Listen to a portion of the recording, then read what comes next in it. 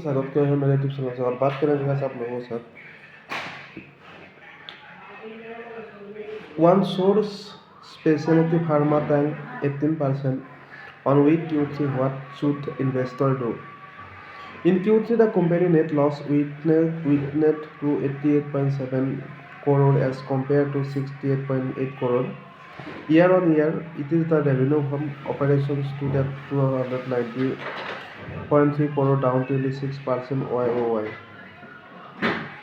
OneSource Specialty Pharma share tanked 17.7% on BSE, logging in intraday low at 1,178 at 11:27 am. OneSource Specialty Pharma shares were trading 16.23% lower at 1,200.2 in comparison. The BSE Sensex slipped 0.15% to 81,412.48. The selling pressures on the counter came after company release and December Qatar Q3 financial year 2026 result. In Q3, company net loss witnessed to the 88.7 crore as compared to 68.8 crore year on year YoY. It is revenue from operations stood at 290.3 crore, down 26% YoY, and compared to 392.56 crore a year ago.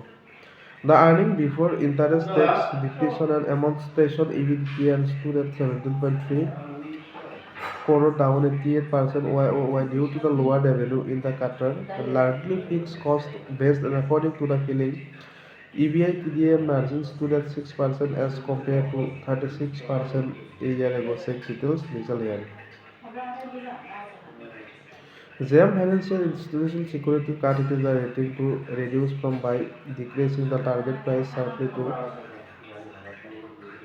1,490 per share from